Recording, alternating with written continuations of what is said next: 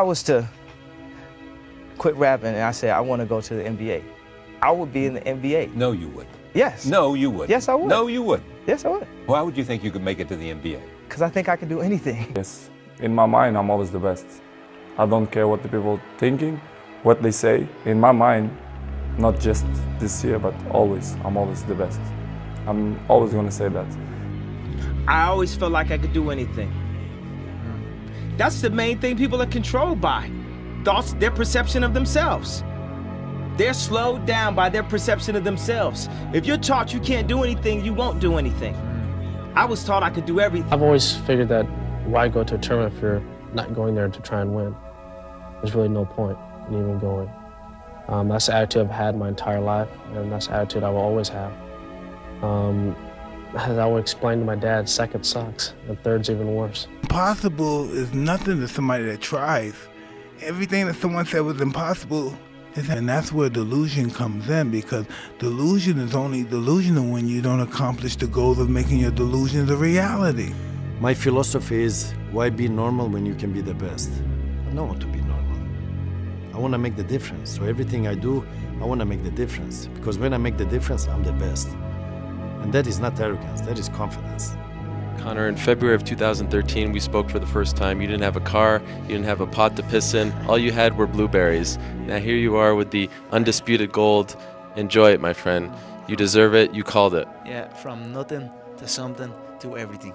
So that's where I am right now. When you're pursuing your destiny, when you identify with your destiny, you have to be selfish, you have to be maniacal, you have to be uncompromising. And you have to move in a way, when it comes to those three things, when you function completely in a way where it's an unwavering faith. Like, it don't matter how up that might look. It don't matter how much it feel like it ain't gonna work. Delusional. Complete delusion. You gotta believe the delusion. Because it's only delusional until it works. So is it really delusional? I'm only gonna call it delusion until it don't work for nobody else to see, but for the whole world to see. And then once the world see it, there's nothing delusional about it. Now your delusion becomes, oh, he was a genius. We didn't see it when he saw it. We didn't understand it when he did. We thought this was crazy. But he definitely always figured this thing was the thing to do, and he stuck by that. And if you can see it here, and you have the courage enough to speak it, it will happen. So I see these shots, I see these sequences, and I don't shy away from them. A lot of times people believe in certain things, but they keep to themselves. They don't put it out there.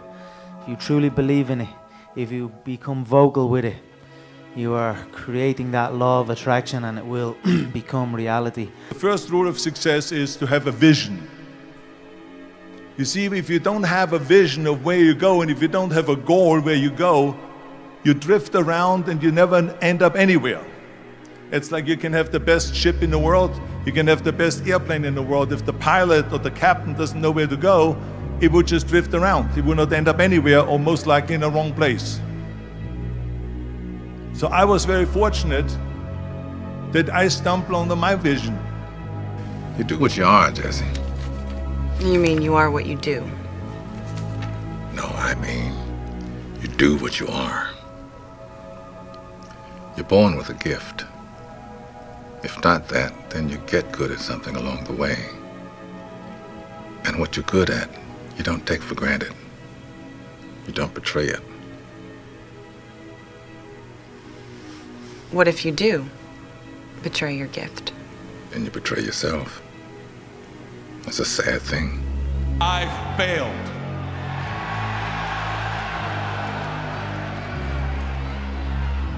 And in the moment of failure, and the atmosphere and the finality of it all, and the audience, I was immediately rushed into a room and thrown in front of a microphone, and I felt demoralized. Trust me, I know where I'm at, and I've said it before. A person's character is not judged when they ride the wave of success, when everyone chants their name and you want to be their friend. No, your character is put to the test when your back is against the wall. And for me, that time is now.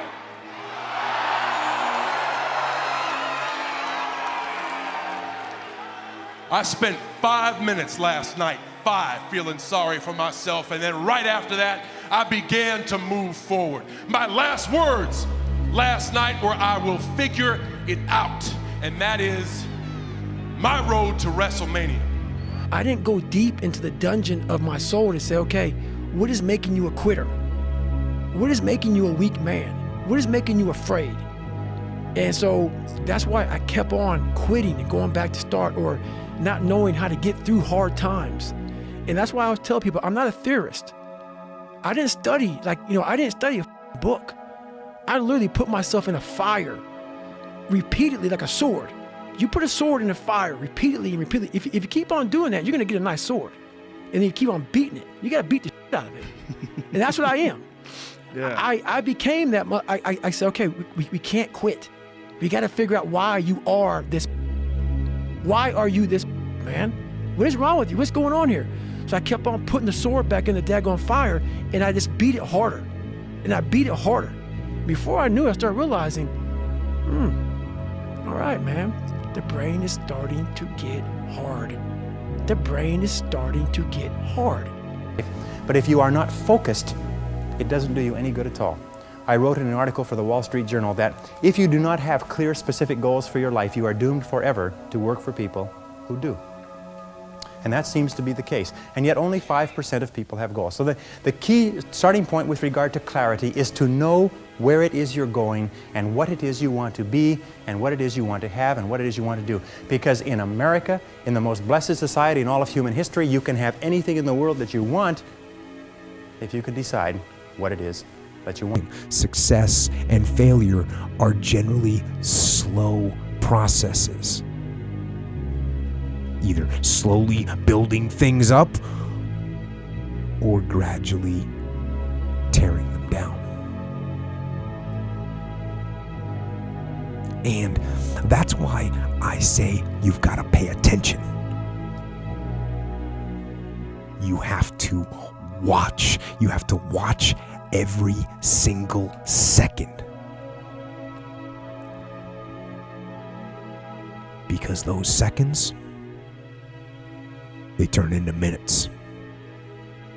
And minutes turn into hours, and hours turn into days, and days turn into years. I think that there's a certain delusional quality that all successful people have to have.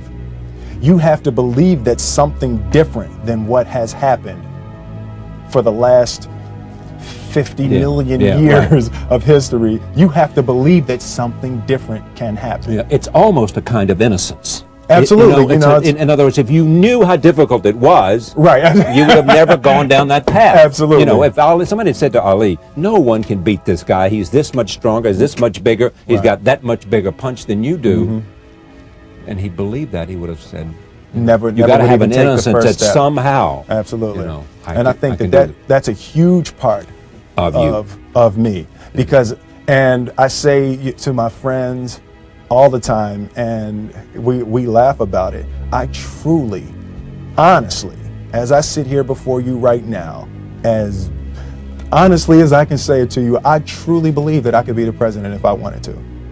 Two of the most powerful things in this world are hope and belief. Plain and simple. If you believe in your heart that we're going to take the field and we're going to fight for 4 quarters, it's going to happen. You believe in your heart that you've put in the time, you've put in the effort, you have prepared yourself for this game, then it's going to be a good game. That's what it starts with. If you don't believe, the door's right there. Because I believe. I believe in everything that you have done to put yourself in a position to be a great football player that has a great game tonight.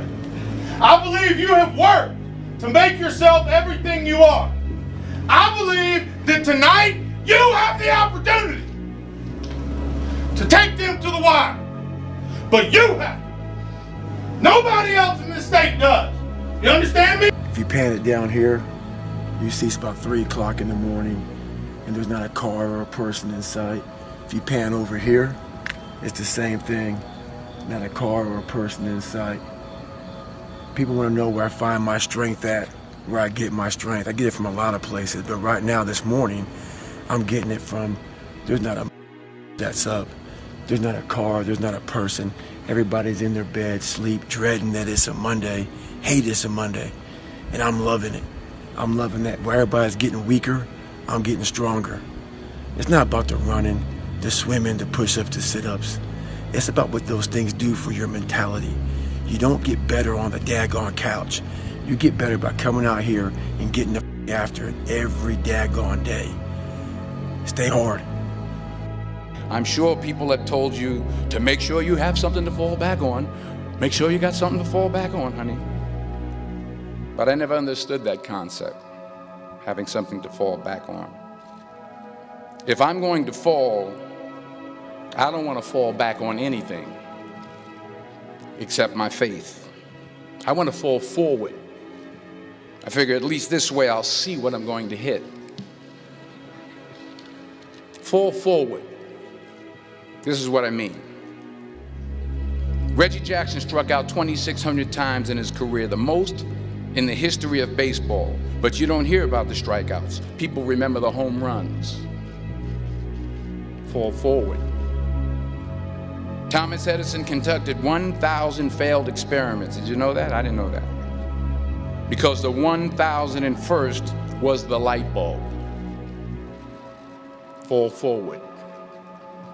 Every failed experiment is one step closer to success. You've got to take risks. Yeah, I truly believe we are all equal as human beings. If we are obsessed with something and we truly pursue our passion with everything we have, regardless of anything else, if you are obsessed, work hard, put in the time, you will succeed. And that is a philosophy that I carry, my coaches carry, and to see LeBron James, who's like a mega superstar over here and a phenomenal athlete, share that belief is inspiring right back to me. It shows that we are thinking correct. You know, this is hard work. This is an obsession. Nothing can beat hard work.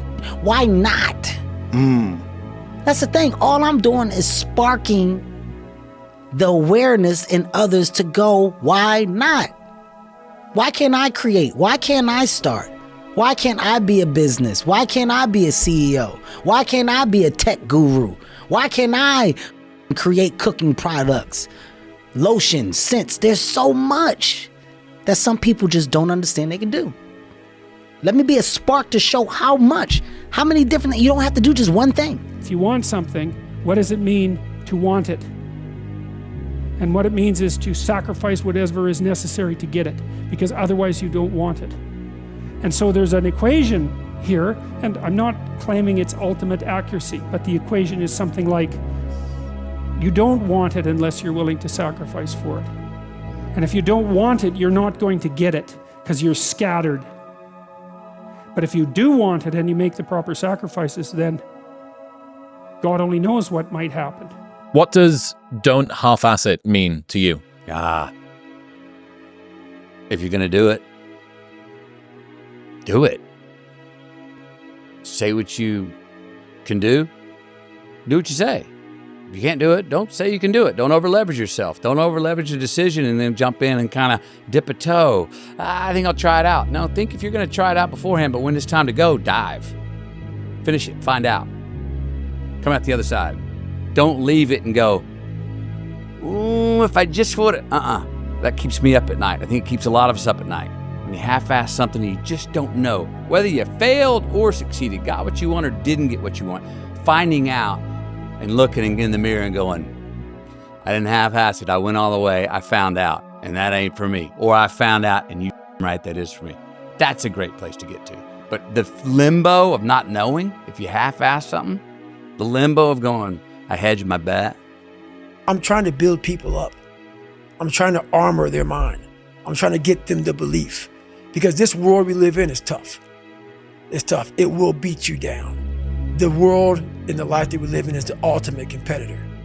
It will try to take you out. It will find your weakness and it will just hammer you. It's like a personal curse. 100%. So if I can help you build belief, build confidence to the point where nothing can hurt you because you know exactly who you are. You've faced your demons. You've been able to go on an audiobook in your mind. Maybe you didn't write a book, but in your mind, you were able to hear all your past traumas. You were able to listen to them. You're able to say, okay, now I can now talk to people about what I went through. I'm no longer embarrassed. I'm no longer ashamed. Being ashamed is one of the biggest things that kill people nowadays. In their minds, kill them from moving forward. I'm ashamed of myself. Don't ever be ashamed of anything you've done in your life. Face it, fix it, make it better. Success, many will love you for it.